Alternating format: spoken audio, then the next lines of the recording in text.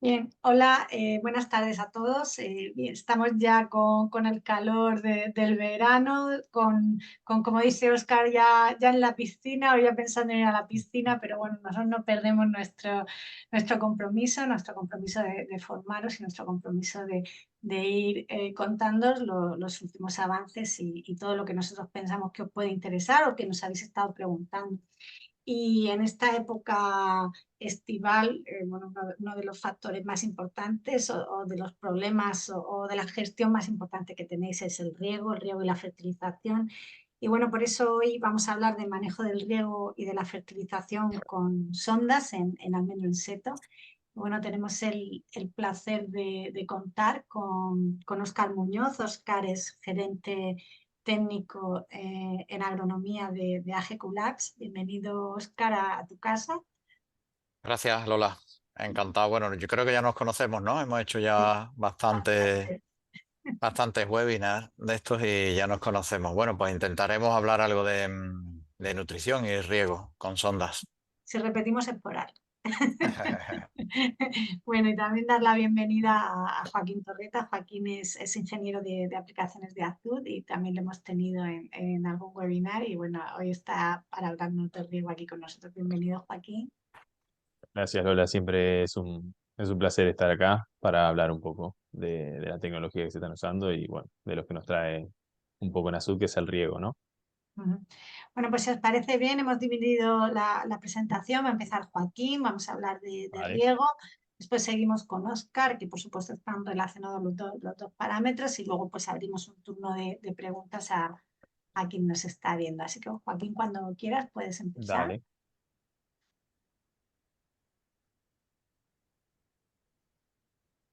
Mm, ¿Se ve? Ujú. ¿Se ve bien? Perfecto.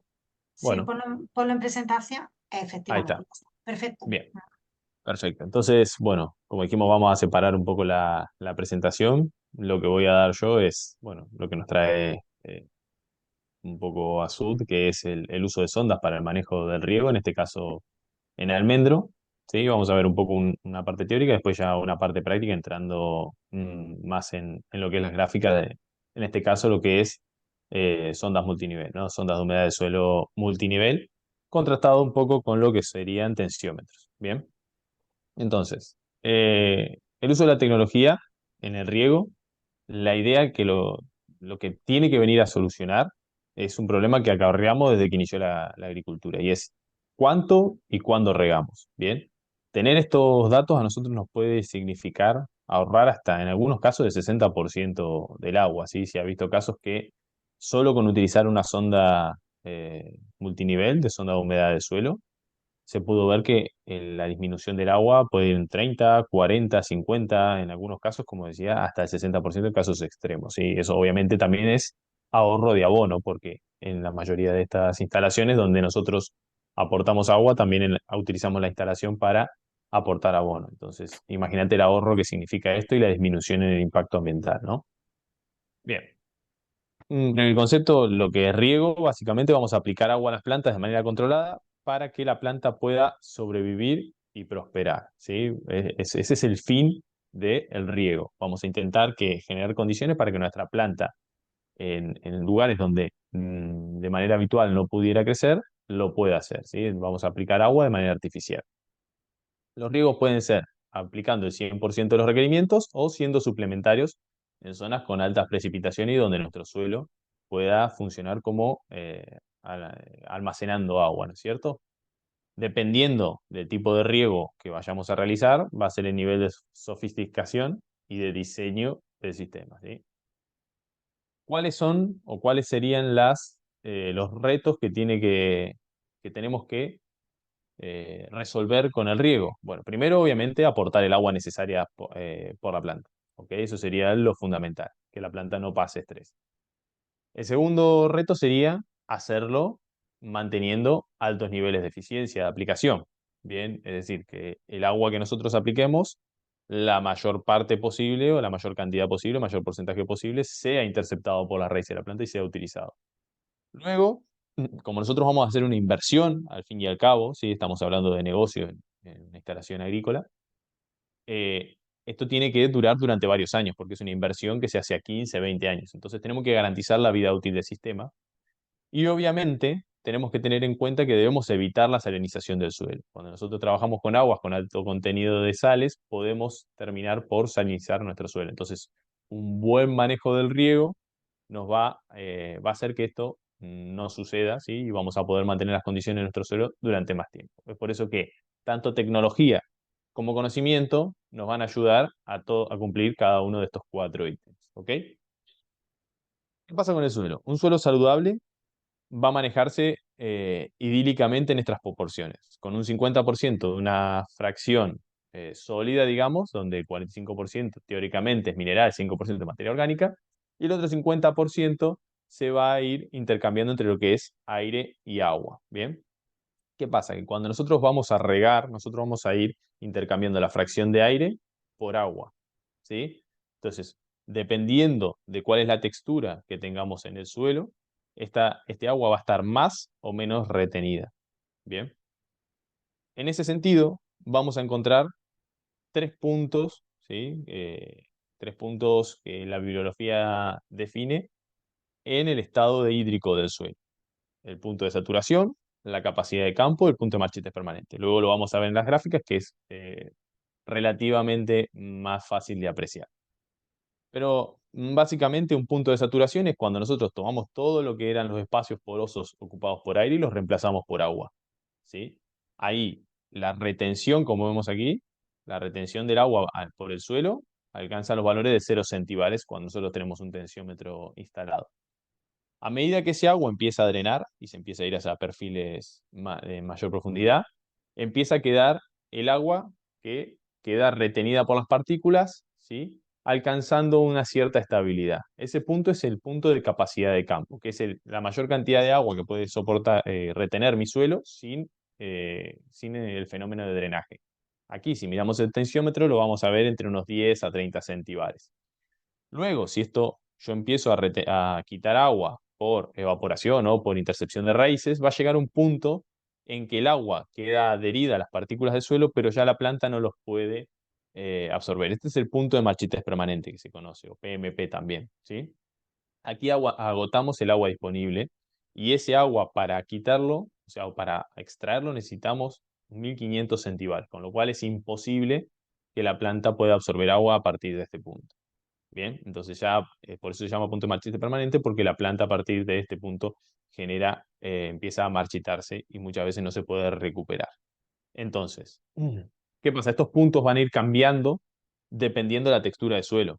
Bien, con texturas más finas vamos a tener capacidad de campo más alta. Estos son valores teóricos nuevamente, ¿sí? Son extraídos de bibliografía, pero en general los valores se condicen bastante con lo que uno encuentra en campo si la estructura del suelo es la adecuada.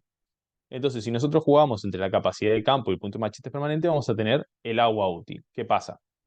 Nosotros no podemos hacer riegos llegando a capacidad de campo y volviendo a regar en punto de marchites permanente porque estamos estresando por demás la planta. Entonces, establecemos lo que se llama un nivel de agotamiento permisible, que ahora lo vamos a ver en dónde están. Generalmente se maneja aproximadamente en un 60% del agua disponible, ¿sí? Entonces, como ven, en texturas más gruesas, el agua que se retiene es muy poco, ¿sí? Hay poca interacción del agua con las partículas, entonces el agua drena. Y en texturas más finas, esta capacidad es mayor, pero también el punto de marchete permanente se incrementa, ¿sí? Porque hay más partículas que retienen más humedad. Y el agua útil vemos que a medida que en general aumentamos la textura, tenemos un porcentaje de agua útil mayor. ¿Qué pasa cuando nosotros regamos y vemos una curva, ¿sí? Una curva patrón en una sonda de humedad de suelo? Nosotros vamos a ver que partimos de un valor base y cuando regamos este valor se eleva. ¿Bien? Este valor, cuando se mantiene constante en este sentido, encontramos un suelo que ya está saturado. Bien, cuando cortamos el riego, esta caída pronunciada que nosotros vemos en el patrón de la curva es pérdida, ¿sí?, de agua gravitacional, que se va a perfiles más profundos. Cuando esta curva cambia de sentido, ¿sí?, cuando vemos que se empieza a aplanar, encontramos nuestra capacidad de campo, ¿sí? Esto ya es cuando el agua empieza a estar retenida por las partículas se detiene el drenaje. Esta es una forma de detectarlo de forma visual. Entonces, una forma que nosotros tendríamos para detectar estos puntos en nuestro suelo sería hacer un riego muy, muy largo, llegar a saturar el suelo y ver luego cuál es la curva de desecación. Así uno podría encontrar cuál es el punto de saturación y cuál sería la capacidad de campo a nivel teórico, ¿no? Y a nivel visual de mis ondas. Acá tenemos otro ejemplo de cómo sería un comportamiento de tres riegos, ¿sí? Con una sonda de humedad del suelo. Entonces vemos que cuando regamos, esto se eleva, el punto de humedad crece, hay un drenaje, que es lo que tratamos de marcar acá. Durante la noche no hay consumo o hay muy poco consumo o pérdida de humedad.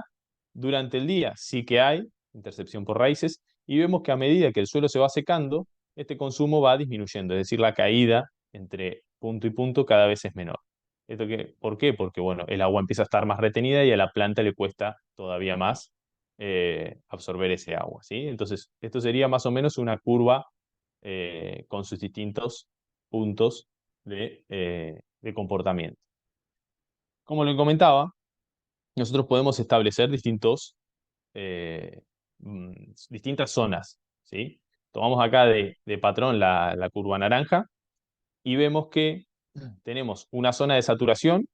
Si nosotros regamos y la curva alcanza por encima de este valor, va a drenar. Un nivel de agotamiento permisible, que es lo que decíamos nosotros, más o menos un 60% aproximadamente, dependiendo la textura del suelo, del agua útil, ¿sí?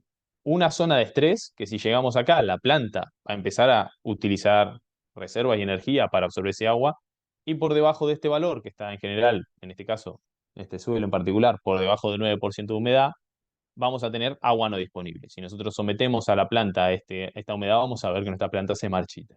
Bien, esto a nivel teórico y ya entramos un poco a ver en el almendro. Una cosa que a mí me resulta bastante útil cuando uso sonda de humedad de suelo es partir no de la humedad de suelo, sino sabiendo cuál es mi- el almacenaje que tiene mi suelo, ¿sí?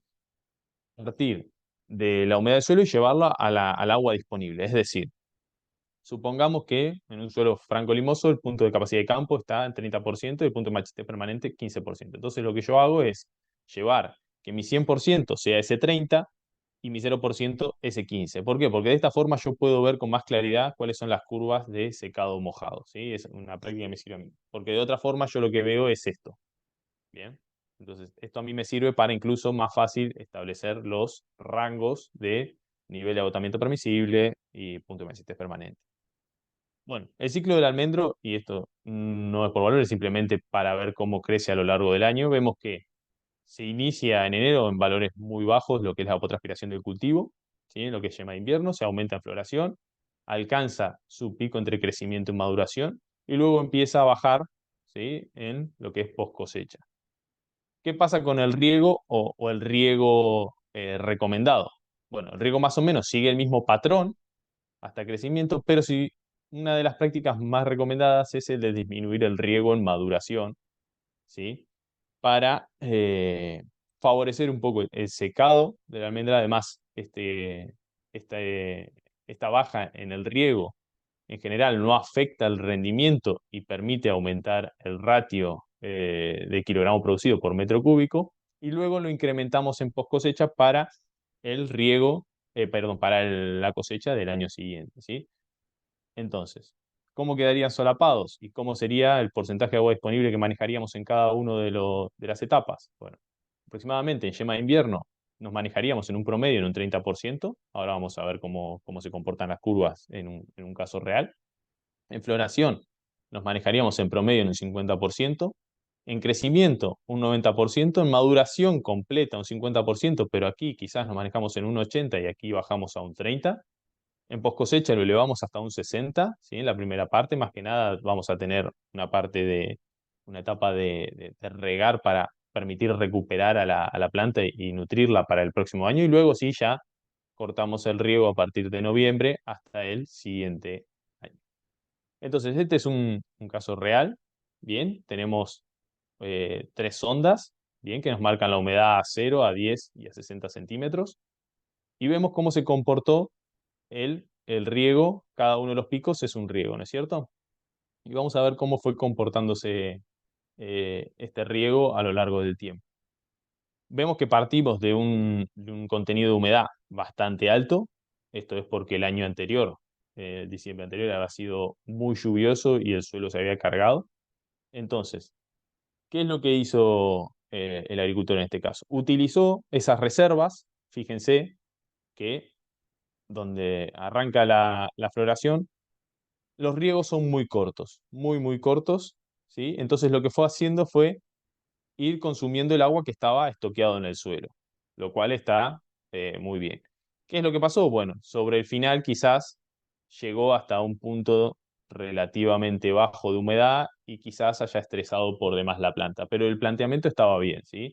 No fue necesario regar, el suelo ya estaba bastante cargado de agua y la idea era utilizar ese agua. Bien, aproximadamente, como vemos, en este suelo era bastante arcilloso, la capacidad de campo está en 40-45% y entre 20 y 15 tenemos más o menos el punto de machetes permanente. Entonces, la idea sería manejarnos en este rango. ¿Qué pasa luego? Pasamos a la siguiente etapa, lo que es crecimiento y maduración. Se advirtió que esa humedad había caído y se intentó corregir. Se empezó a corregir con riegos más frecuentes y con un poco más de larga duración. Vemos que en 60 centímetros, ¿sí? En la negra, en la línea negra, no vemos que el agua llegue hasta ahí, ¿sí? Entonces vemos que el agua nos está quedando entre 0 y 50. Y cuando se detectó aquí en maduración que la pepita estaba formada, se intentó disminuir la frecuencia del riego, bien, para generar este estrés que hablábamos antes, que obviamente en la teoría es bastante más fácil que verlo luego en la práctica. Quizás acá, nuevamente, entramos en una zona un poco peligrosa, ¿sí? Antes de confirmar si teníamos la pepita formada. Cuando se identificó, ¿sí? Ya entramos en la parte interna de maduración, vemos aquí unos ciclos de riego y secado bastante marcados. Bien, se empiezan a hacer estos riegos favoreciendo el mojado y secado para controlar el vigor excesivo y favorecer la inducción y diferenciación floral, pero vemos que el agua lo empezamos a ver también en 60 centímetros. Entonces, aquí quizás lo que nos interesaría es saber si tenemos raíces por estas profundidades o si evidentemente estamos malgastando agua, entonces podríamos haber acortado o las duraciones de riego o la frecuencia un poco para mantener nuevamente el agua y el abono entre 10 y 50. Pero nuevamente, el planteamiento es el correcto, ¿sí? Mantenerlo aquí en maduración haciendo estas curvas de mojado secado. Luego lo mismo, vamos a post cosecha y si se acuerdan teníamos 2 etapas de post cosecha, ¿sí? Una era la de empezar a mantener eh, eh, el almendro en condiciones sin estrés, porque eso es lo que nos va a garantizar a nosotros la floración y por ende la cosecha del próximo año, que es lo que hace aquí el productor. Bien, vemos que hace riegos, ¿sí? Favorece la absorción y el secado, y hace riegos nuevamente, evitando entrar en esta zona de estrés. Bien. Lo que sí vemos nuevamente es que vemos picos en 60, ¿ok? Nuevamente es algo que quizás podríamos analizar si nos conviene o no, en base al desarrollo radicular que haya, achicar un poco más los riegos, o si evidentemente tenemos raíces activas a los 60 centímetros, bueno, este agua es aprovechable. Luego, ya en post cosecha 2 directamente se suspende el riego, ¿sí? Pero bueno, ¿qué es lo que vemos acá? Vemos que la humedad en superficie se aumentó.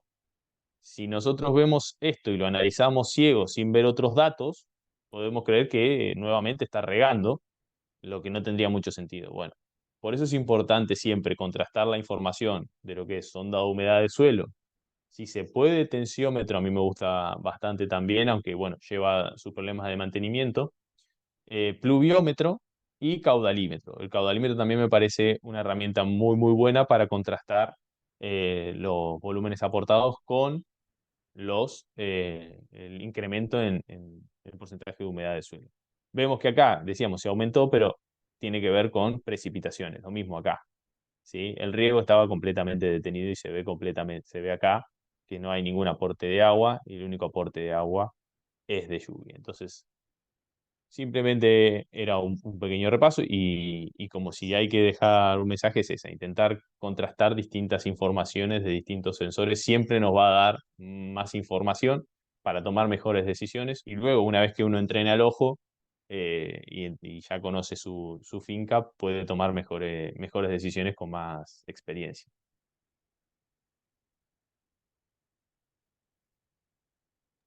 Perfecto. Joaquín, es que tenía silenciado. Bien, yo creo que el mensaje ha sido claro y que realmente, bueno, es lo que intentamos dar, esa estrategia. Yo creo que vamos, Oscar, a ver tu parte de nutrición y Sí, venga. luego déjate compartir, Comparto. Joaquín. Ujú. Eh, acá. Ahora, Ah, eso es. Comparto yo ahora la mía. Mm,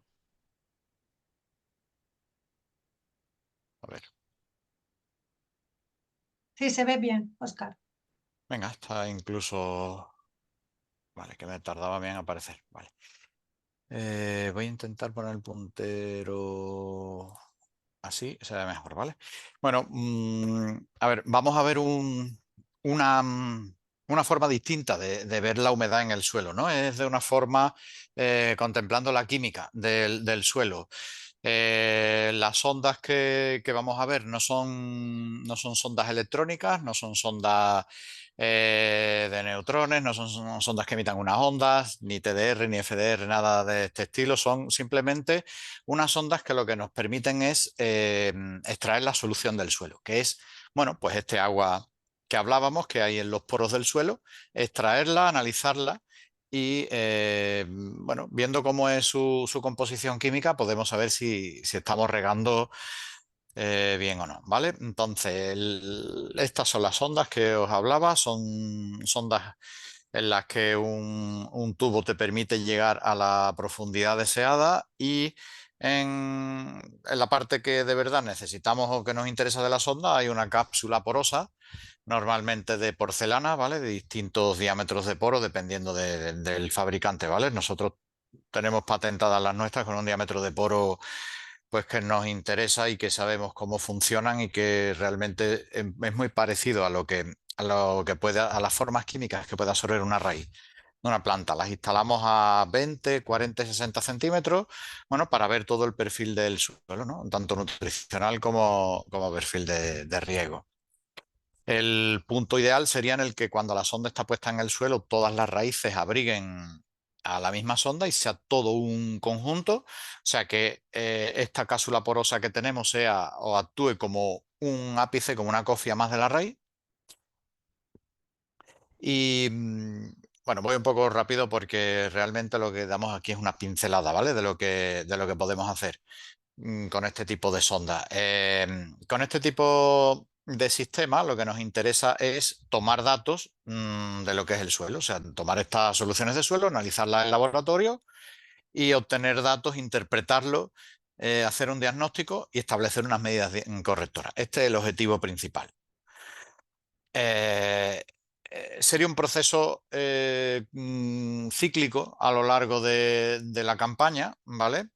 Porque, bueno, tomamos unas decisiones o unas medidas correctoras y tendríamos que ver, pasado unas semanas, cómo están siendo, ¿no? Si realmente están yendo en el sentido que queremos o no, o hay que tomar otras medidas distintas. Esto sería cómo debíamos ordenar la información de los análisis que obtenemos, ¿vale? En la cual debemos comparar el agua que emiten los goteros, que sale por los goteros, con la solución del suelo, con el agua que hay en los poros, a 20 centímetros, a 40 y a 60, ¿vale?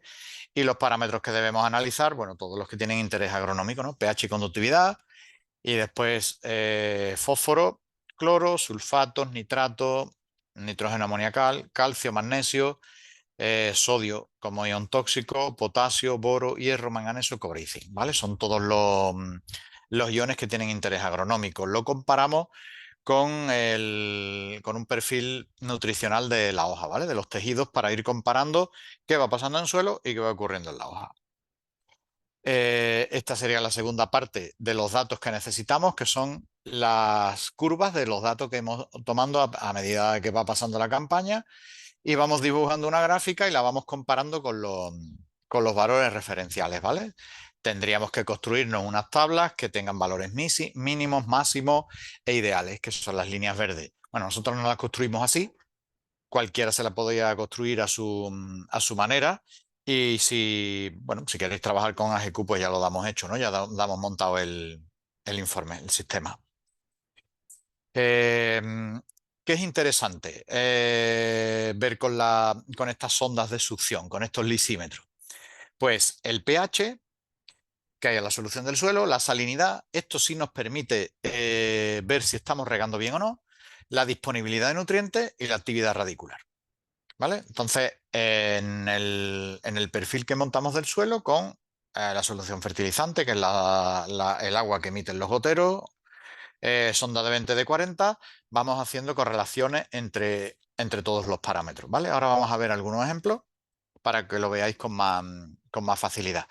pH, ¿por qué es interesante analizar el pH o conocer el pH de la solución del suelo? Bueno, pues porque ya sabemos que en función del pH los nutrientes están más disponibles o menos naturalmente, ¿vale? Entonces, aquí tenéis los pH posibles del suelo de 4 a 10. Si tenemos más de 4 sería un grave problema, y si tenemos más de 10 igual, ¿vale? En raras ocasiones he visto más de 10, menos de 4 sí.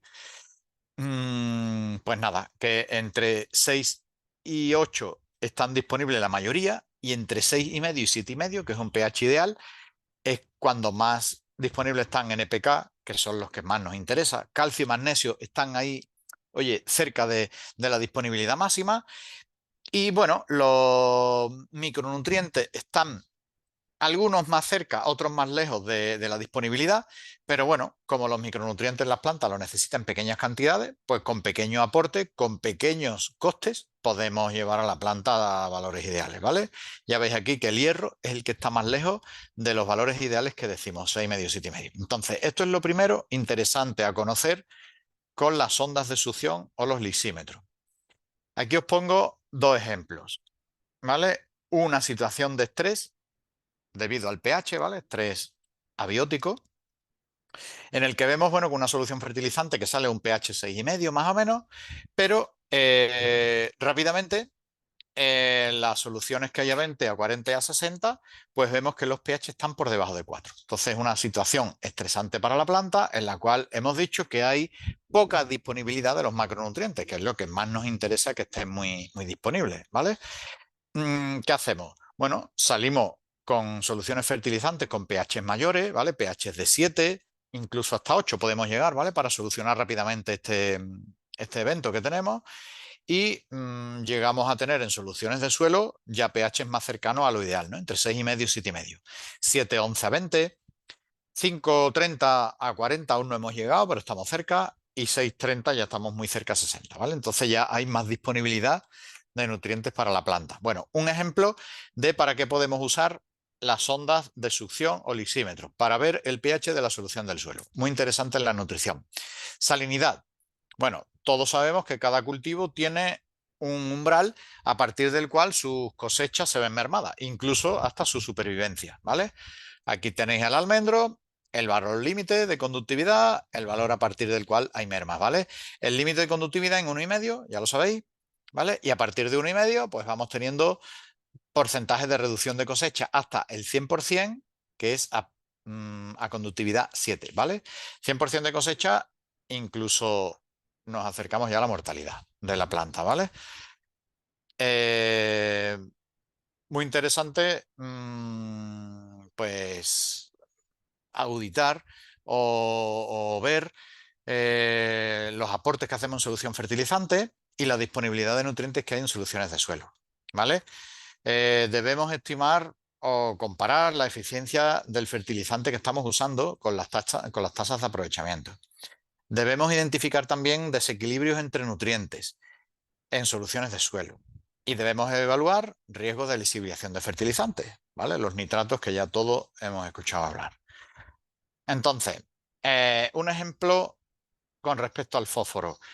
Un ejemplo de baja disponibilidad, ¿vale? Una baja dosis y una baja disponibilidad. En solución fertilizante no se está aplicando fósforo, pues lógicamente en soluciones de suelo no hay disponibilidad de fósforo, ¿vale? Esto es, bueno, pues un esquema en el que las plantas debían tener en los valores foliares, pues carencias de fósforo.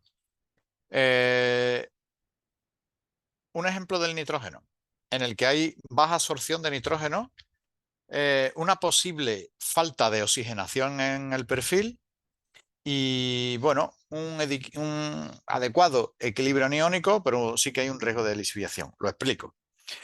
¿Por qué decimos que hay una probable falta de oxigenación? ¿Por qué estamos en anoxia? ¿Vale? Porque tanto en la solución de 20 como en la de 40 como en la de 60 vemos nitrógeno amoniacal, ¿vale? Nitrógeno amoniacal que necesita oxígeno y bacterias, ¿no?, que le ayuden para nitrificarse y convertirse en nitrato. Esta reacción, cuando hay oxígeno en el suelo, bueno, pues es muy rápida. En minutos pasa de nitrógeno amoniacal a nítrico, ¿vale? Si no ocurre, si vemos esto en el perfil del suelo, es que tenemos baja oxigenación. Pues esto es un síntoma claro de un exceso de riego, ¿vale? De que estamos regando en exceso, estamos encharcando el suelo. Lo podemos comprobar fácilmente. ¿Riesgo de lixiviación? Pues porque a 60 centímetros aún nos encontramos 2,3 más 1,2, ¿vale? Tenemos 3,5 miliequivalentes de nitrógeno. Muy alta la cantidad, ¿vale? 3,5 miliequivalentes de nitrógeno, pues en zonas vulnerables estaríamos con riesgo de sanción. Vamos, riesgo no, con sanción segura. ¿Vale? Un ejemplo con el potasio, en el que tenemos una adecuada absorción de potasio, estamos aplicando una dosis media, hay una disponibilidad media alta de potasio, pero hay un buen aprovechamiento y un buen equilibrio catiónico, ¿vale? Hacemos zoom en la cantidad de potasio que estamos aplicando, 1,32 miliequivalentes, es una cantidad media baja, ¿vale? Pero en el suelo vemos que rápidamente desaparece este potasio, 0,99 miliequivalentes, 0,26 a 30 centímetros, con una tasa de aprovechamiento muy cercana al 70%, ¿vale? Entonces, aquí tenemos una situación en la que claramente se está aprovechando el potasio en el suelo, ¿vale?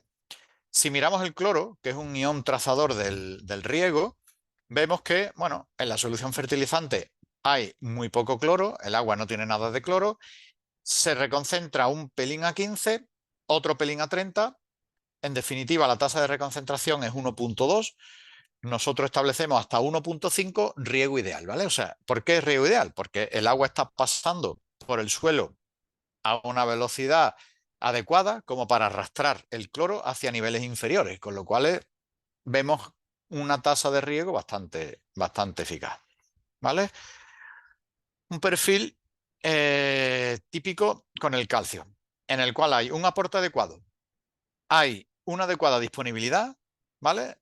Hay también equilibrios con el magnesio, pero hay un bajo aprovechamiento por la planta, ¿vale?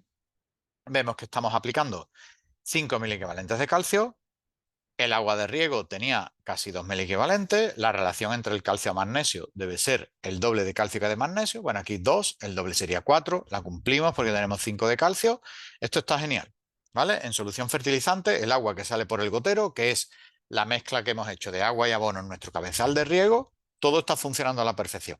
Bien, ahora vemos que en el suelo hay 4,50 miliequivalentes de calcio a 15, 3,35 a 30. Hay una ligera absorción de calcio, pero bueno, ninguna barbaridad, ¿vale?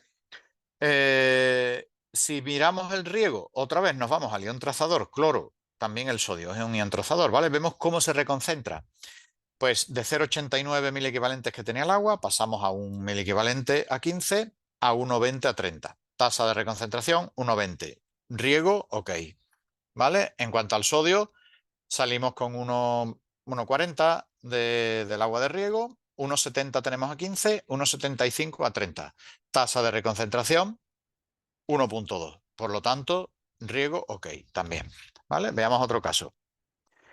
Bueno, yo no veo la parte de arriba, vosotros creo que sí, pues yo tengo el panel arriba, pero me lo sé. Esto es un caso claro, ¿vale? Del equilibrio, del balanceo que hay entre calcio y magnesio en las soluciones de suelo y por tanto también en los tejidos vegetales, ¿vale? Absorción y tejidos vegetales. A la vez que sube el porcentaje de calcio en hoja, baja el porcentaje de magnesio, ¿vale? Esto es clásico y típico en todos los cultivos, en todos los vegetales, ¿vale? Calcio, vemos cómo van subiendo los valores a lo largo del ciclo. Hemos hecho enero, febrero, marzo, abril, mayo, ¿vale? Y vemos el magnesio en febrero, marzo, abril y mayo, cómo van bajando el valor. A medida que el calcio va subiendo, el magnesio va bajando, ¿vale? Si vemos cuáles son las aplicaciones, perfecta. Aquí tenemos 3,10 de calcio, 1,50 de magnesio. Hemos dicho que tiene que haber el doble de calcio y de magnesio, 1,53 por 2. Estamos hablando de 3,06. Tenemos 3,10, cumplimos la relación. En el suelo también la estamos cumpliendo. 2 de magnesio por cada 4 y pico largo de calcio. Y a 30 centímetros también se cumple la relación, con lo cual aquí estamos viendo absorciones de calcio. Pero bueno, estamos en un sistema en el que la absorción de calcio es muy buena, por lo tanto los datos de magnesio están bajando. Cuando tengamos que subir datos, de hecho están bajando, pero siguen en valores ideales, ¿vale? Están entre las dos líneas verdes. Si tenemos datos de magnesio muy bajos, ¿vale? Por debajo del ideal, ¿qué podemos hacer? Igualar la concentración entre el calcio y el magnesio para forzar la absorción del magnesio, ¿vale? Entonces no aplicaríamos calcio en nuestra solución fertilizante y aplicaríamos algo de magnesio. De modo que, imaginaros que un agua de riego que tiene 2.000 equivalentes de calcio, pues si le sumamos medio mil equivalentes de magnesio, tendríamos 2 de calcio y 2 de magnesio. Tendríamos una igualdad entre el calcio y magnesio. En esa circunstancia, siempre gana la batalla el magnesio. La planta absorbe magnesio y sube valores, ¿ok? Esto siempre es así y es muy fácil de ver. En cuanto a micronutrientes, situación muy desfavorable, en la cual no se están haciendo aportes, la disponibilidad en el suelo es muy baja y además el pH es muy desfavorable para la absorción, ¿vale? Aquí lo vemos. He recortado y he puesto solo boro, hierro, manganeso, cobre y zinc. Además de tener un suelo con conductividad alta, los pHs por encima de 8, ¿vale? 8,5, 8,70 a 20 a 40 centímetros. Con lo cual, disponibilidad de micronutrientes, cero. No hay aportes porque la solución fertilizante también es cero, la cantidad de micronutrientes, y en el suelo no hay disponibilidad. En este caso, si tuviéramos este pH en suelo, dos opciones tenemos. O acidificar para bajar el pH y hacerlos disponibles, o sea, los solubilizaríamos. En todo suelo hay boro, hierro, manganeso, cobre y zinc, en todo suelo. Lo único que están precipitados o poco disponibles estos pH, ¿vale? Podemos bajar el pH y hacerlos más disponibles. O incluso podemos aplicarlos, ¿vale? En forma de quelato, en forma quelada, para que venza este pH, o sea, digamos que se quede disponible el ion cubierto por esta molécula quelante y la planta lo pueda absorber y la planta lo absorba. Son las dos formas que tenemos de luchar contra la bajada de micronutrientes, ¿vale?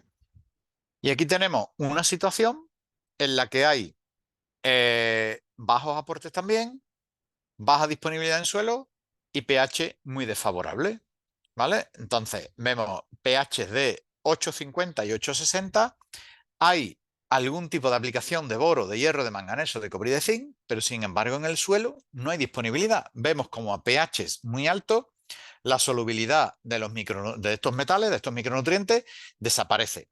Si no está soluble en la solución del suelo, os aseguro que la planta no lo puede tomar, ¿vale? Todo lo que no esté soluble no lo podrá tomar la planta.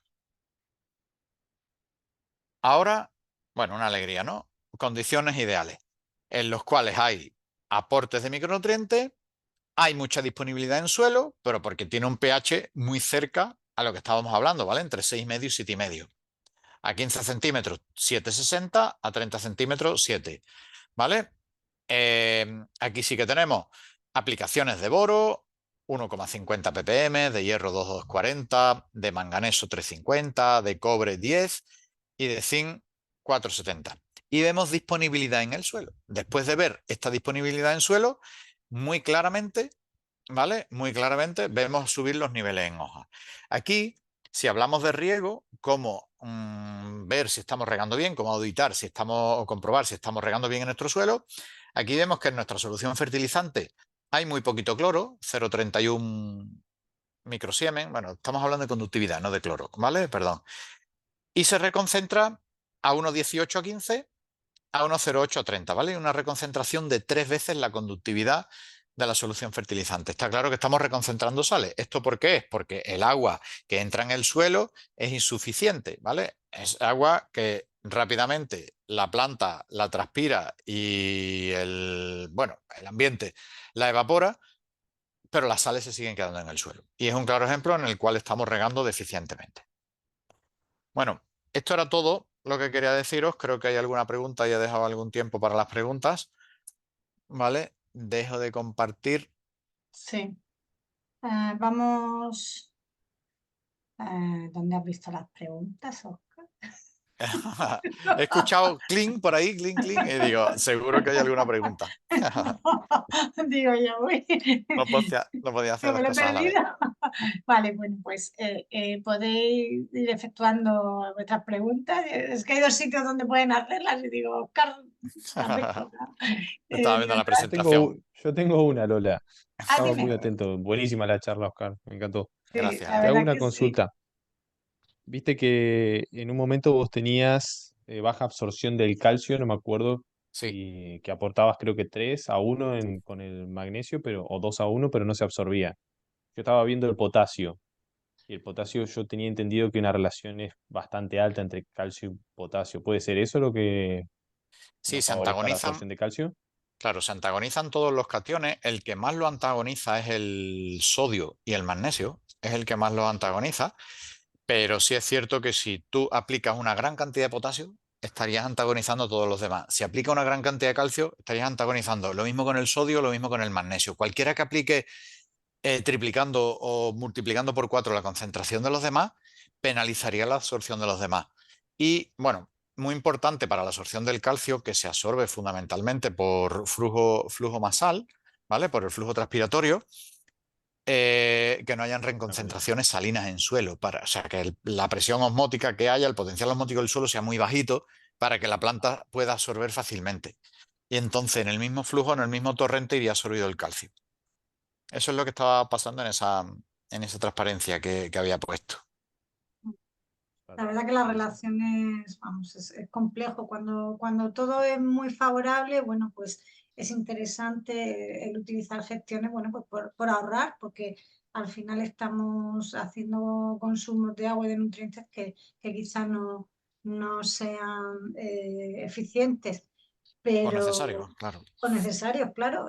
Bueno, mientras lixivier estamos contaminando y estamos perdiendo dinero, está claro. Pero bueno, cuando hay problemas ya tenemos que ajustar bastante más. Tenemos una pregunta. ¿Cuál sería la relación ideal de potasio, calcio y magnesio en la solución del suelo? Potasio, calcio y magnesio, ¿verdad? Ujú, Vale. Lo ideal, a ver, depende mucho del agua de riego que tengamos, ¿vale? Pero lo ideal, cuando sumamos el agua de riego y los iones que hemos hablado, sería tener de sodio lo mínimo posible, eso sería lo ideal. Tener de calcio sobre 4.000 equivalentes, de magnesio 2 y de potasio 1,5. Eso sería una solución fertilizante muy, muy, muy equilibrada que podría servir, bueno, para cualquier tipo de suelo en general. Pero ¿y después periodo de igual, cultivo, Oscar? esto sería hasta el endurecimiento del endocarpo, ¿vale? En el que el calcio es muy interesante.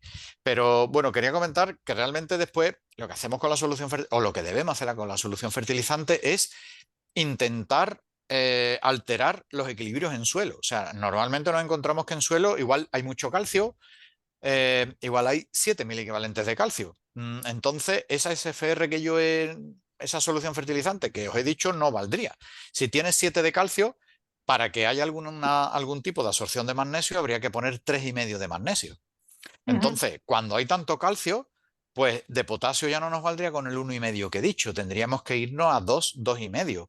Y desde luego sí, hacer una previsión de qué es lo que queremos hacer y ir midiendo en hojas si los valores están llegando a sus límites o no, ¿vale? A sus valores ideales. O sea, lo que de verdad queremos hacer con la solución fertilizante es alterar lo que ocurre en el suelo. Nosotros, en la mayoría de los casos, en la mayoría de las fincas a las que vamos, nos encontramos que cuando se quieren hacer las cosas muy bien, se diseña una solución fertilizante ideal. Pero claro, es ideal si solo la planta viviese en ese agua, si viviese en un cultivo hidropónico sin suelo, alguno, en un medio acuoso. Pero después estamos con la historia de que ese agua entra en contacto con el suelo va a liberar calcio, o va a liberar magnesio, o va a liberar potasio, o va a liberar sodio, no sabemos qué va a liberar. Entonces, con esa solución fertilizante debemos de hacer el juego de ir engañando a estas soluciones del suelo para que la planta esté en un ambiente más o menos equilibrado. Para esto no nos queda más remedio que medir. O sea, no hay otro remedio. No hay una forma de hacerlo sin medir. No hay nadie que sepa mejor ni peor, sino es solo medir y actuar. Ya está, es que no tiene más. Vale. Nos pregunta también Alberto que qué opinas del tiosulfato de calcio para el aporte de azufre y calcio. ¿Crees que puede ser sustitutivo del nitrato de calcio y otros similares? A ver, esa pregunta es tensa porque dependiendo de cada tipo de suelo, ¿vale? Los tiosulfatos Imagino. se están usando en suelos muy calizos y también en suelos muy salinos, ¿vale? Eh, en suelos muy calizos tienen mucho sentido usarlos porque van eliminando bicarbonatos y van bajando el pH del suelo, ¿vale? Como forma de calcio, la forma más efectiva que hay de que la planta absorba es combinarla con nitrato. El nitrato cálcico es la mejor forma que hay, ¿vale? Eh, ¿Qué más había dicho en la pregunta? Había una Sí, segunda. que si crees que puede ser sustitutivo del nitrato de calcio y otros similares. Bueno, sustitutivo. Si tienes un suelo o muy salino o muy alcalino, yo sí usaría tiosulfatos. Lo que ocurre es que creo que en el mercado están bastante caros. Entonces habría que evaluar el efecto que están provocando con el aumento de costes que voy a tener. ¿Vale? Yo veo más fácil, aunque no descarto el uso de tiosulfatos, pero veo más fácil acidificar. O sea, yo tengo que aplicar en este instante fósforo, pues voy a hacerlo en forma de ácido fosfórico, ¿vale? En un suelo muy calizo. Ahora tengo que también aplicar nitrógeno. Voy a hacerlo parte en nitrato cálcico que necesito, ¿vale? Pero otra parte en ácido nítrico. Entonces voy a ir restando toda alcalinidad que tiene el suelo y no me tengo que ir a aplicar tiosulfatos, ¿vale? Que azufre, bueno, es un macronutriente también, aunque no lo necesita en grandes Claro. cantidades la planta. Entonces, me estoy ahorrando toda esta componente de comprar tiosulfato porque a la vez estoy usando fósforo y nitrógeno en el momento que toca. Entonces, que sí que estoy también invirtiendo en ácido nítrico y en ácido fosfórico, pero lo estoy usando como nutrientes de la planta en ese instante. Yo por ahí iría, ¿vale? Pero de todos modos, claro, son casos muy concretos. Dice que tiene una caliza activa del 11%. Si lo ves elevado para aplicar este tipo de producto. ¿Del cuánto por ciento? 11. Uf, uf. Madre mía. Sí, muchísimo. O sea, la Mucho. esclerosis, claro, la esclerosis ahí deben ser. Yo ahí intentaría irme, porque si no sería un poco ruinoso, me intentaría ir a sulfúrico directamente, ¿Sí? a inyectar sulfúrico, ¿vale? Cualquiera pensaría lo difícil que es. Bueno, no es tan difícil si se hace más allá del cabezal de riego, Bien. ¿vale? No hacerlo en el cabezal, más allá de él, porque es muy corrosivo. Y, y sí hay métodos más o menos fáciles de hacerlo. Son con bombas dosificadoras muy pequeñitas, igual que se hacen en las piscinas públicas, los Mm, dosificadores que hay de sulfitos para neutralizar, pues es lo mismo, ¿vale? Unas bombitas que se sumergen en el tanque que viene. se puede hacer, ¿vale? Ya eso sería otro tema, hablar cómo se hace, pero se puede hacer. Dice que ¿Qué no. ocurre? Que todo metal galvanizado se lo va comiendo. Se lo Entonces, va a corroer, está claro. sí, si tiene, no sé, todo esto yo le llamo cuello de paloma, no sé, Joaquín tendrá el nombre exacto, los cuellos de paloma que se ponen para las electroválvulas, ¿vale? Para evitar las descargas. Eso en muchas ocasiones son con baño galvánico, entonces ese baño galvánico se lo va a comer, ¿vale? Habría que hacerlo en polietileno, que, oye, que ya se está usando cada vez más, o en PVC orientado, no sé, en algún material plástico, ¿no? Que soportara el sulfúrico. Y hablo de sulfúrico por la economía, porque realmente tiene un poder acidificante por kilo de ácido elevadísimo. Después el sulfúrico viene concentrado al 99,9%, ¿vale? La riqueza, perdón. Y después que resulta que es muy barato. O sea, no sé, por aquí por el sur vas a una casa, que no está bien decir nombre, pero vas a Brenta, que no tiene nada que ver con la agricultura, que son suministros industriales. Y es que compras ácido sulfúrico por, yo qué sé, por el 20% de lo que cuesta el ácido nítrico. Entonces, Totalmente. Sí, realmente es muy buena opción, pero sí es verdad que hay que ser muy fino haciéndolo y evitar los accidentes, bueno, todo lo que ya sabemos con el sulfúrico. es para hacerlo con cuidado.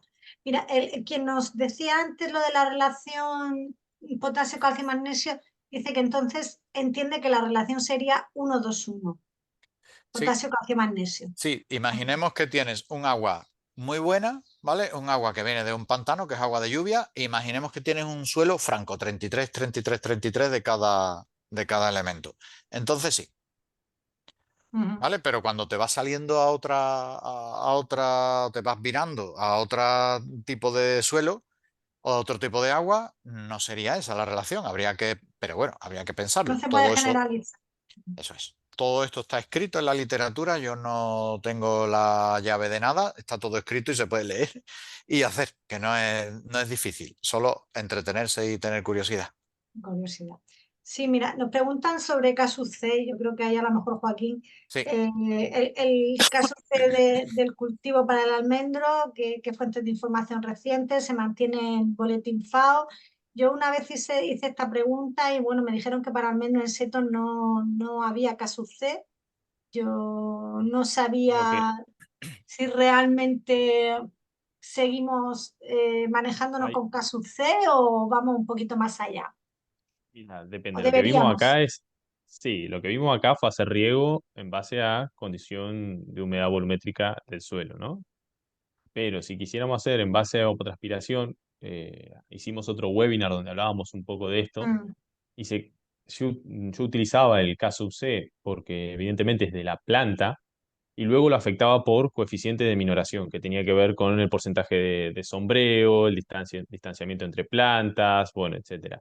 Pero el K-sub-C del almendro per se como planta, sí que se sigue utilizando el DFAO, luego se usan otros coeficientes para minorar, ¿no? Dependiendo, ya te digo, a la densidad, o bueno, si estamos en zonas donde puede haber en momentos de mucha demanda se aplica un porcentaje de seguridad que va entre un 15 y un 20%. Yo, por experiencia, no hay tanta diferencia en, en lo que se puede obtener de FAO eh, con lo que por ahí se puede obtener de manera eh, experimental, ¿no? Experimental con tu Mm. suelo, tus condiciones y demás. Es que ese tema yo siempre lo pregunto a los especialistas en riego y claro, parece que ya con la tecnología que tenemos, el hacer siempre referencia a esa C de FAO, pues como que es mayorizar mucho. Por, e- por eso, a ver, si nosotros tenemos las ondas de humedad de suelo, podemos ver evidentemente cómo es la absorción de ese agua. Al final nosotros contrarrestamos la imagen de la planta en campo y cómo es la humedad, cómo se está comportando. De hecho, conozco muchos asesores que solo riegan con la sonda de humedad de suelo y se olvidan de un poco de la lámina aplicada, la calculan al final de temporada.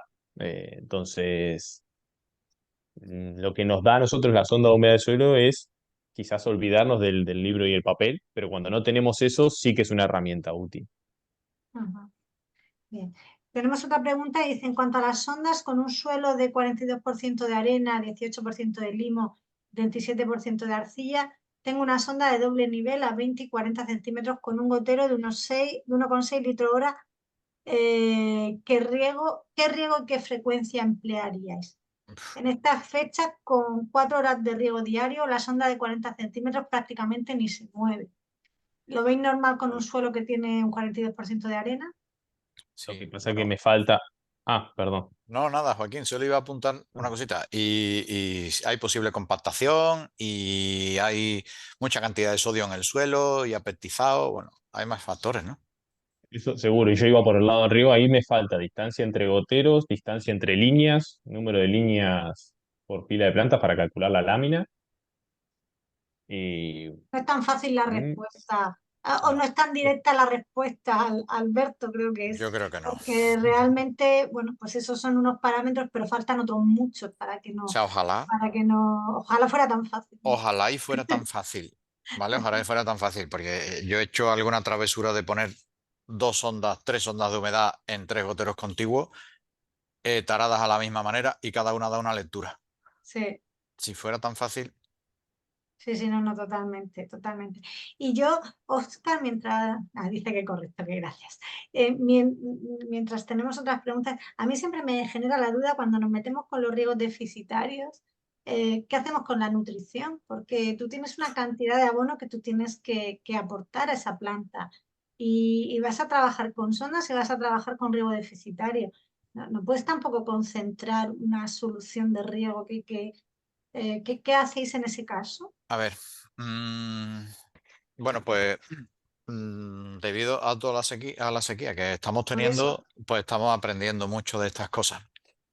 Y por aquí el WWF, junto con Coca-Cola y tal, pues hace muchos ensayos de riego deficitario y de control con sondas para riego a demanda y tal. Y bueno, y pues da la casualidad que algunas veces estamos nosotros también por medio con nuestra nutrición basada en la química del suelo. Entonces, ¿qué es lo que suele ocurrir? Pues unas concentraciones enormes de cloro y de sodio. eso. Muy curioso que lo que la planta quiere no se concentra. Nitratos, fósforo, potasio, no se concentran, se lo va tomando. Se concentra en lo que no quiere. Cloro y sodio fundamentalmente, sulfatos también se concentran mucho Y boros es agua de salada. y boros, eso es, en Murcia. Entonces, ¿qué ocurre? Bueno, el primer año que se hizo esto, yo hablo en unos ensayos, yo he visto en cítricos, en aguacate y en arándanos por aquí. En el primer año, bueno, parecía que no iba tan mal, porque sí que veíamos cosas en suelo muy, no sé, aberrantes o muy peligrosas, o llamémoslo como queramos. Yo decía, cuidado, cuidado con esto. Después la planta no daba la cara, tal problema, no daba todo lo que creíamos que iba a dar, ¿no? La cara durante el primer año parecía, todo apuntaba que, bueno, que cierta, y así será, ¿no? Cierta capacidad de adaptarse las plantas tienen, ¿vale? Cierta capacidad de adaptación. Está claro que con esas reconcentraciones que veíamos, eh, cada vez que regábamos menos, menos agua hacía falta porque la planta era menos capaz de transpirar, ¿vale? Mm. Pero sí que es cierto que en el segundo año los valores foliares iban bajando y las cosechas iban mermando. O sea que, a ver, que todo esto del riego deficitario, a ver, con cuidado, porque, bueno, cuando no queda más remedio, pues no queda más Es lo que remedio. hay. Ujú. Es lo que hay, es lo que tengo. Si hay mermas de cosecha, vale, pues si es que no tengo más agua. Pero que si lo hacemos por gusto, cuidado. Hay que llevarlo muy controlado porque el primer año parece que, ostras, esto funciona, pero el segundo, tercero, cuando vamos avanzando, en vez de ir aumentando o manteniendo cosechas, como he leído en algunos sitios, yo mi experiencia en los tres cultivos, cuatro cultivos que he visto es que no, es que la planta va envejeciendo muchísimo, va siendo menos capaz de diferenciar a yemas de flor, aparece menos fruta cada vez y por tanto menos cosecha al final. Es la experiencia que yo he podido ver. Sí, totalmente. Quería también que nos dieras ese punto porque sé que pasa y bueno, estamos en una situación en España que bueno, que tenemos lluvia, nos alegramos, pero nos olvidamos, pero es algo que está aquí, Que va a ser un está tema. para quedarse y es un tema importante. Bueno, no tenemos más preguntas y bueno, quería hacer un llamamiento, lo hemos hecho por redes sociales y lo hemos hecho en la newsletter y ese es un llamamiento para mí, bueno, para la universidad. Estamos buscando fincas de almendro en seto que quieran entrar en ensayo de AgroSUS, de un proyecto de alternativa de herbicidas. Fincas que quieran entrar, que no sean de ecológico porque tenemos un tratamiento con herbicida, que sean de regadío y bueno, con una pluviometría mayor o igual a 300 porque necesitamos poner cubiertas vegetales. Y bueno, el único problema que tengo es que esté como máximo a 3 horas de Cartagena, porque tenemos que ir a medir y demás, y ese es el gran problema que estamos teniendo, porque estoy viendo por aquí a Pablo, seguro que Pablo Raventos me decía, vente a la mía, pero Pablo me pilla muy lejos, ponemos un ave a tu finca. Entonces, al final, bueno, lo digo porque estáis aquí, los que estáis implicados en Almendro Inseto, tenéis o conocéis a alguien, pues os agradezco que me escribáis o a Sinerginat o a mi mail y nos ponemos en contacto con los dueños e intentamos ver si pueden o quieren o les apetece entrar en el ensayo de cubiertas vegetales.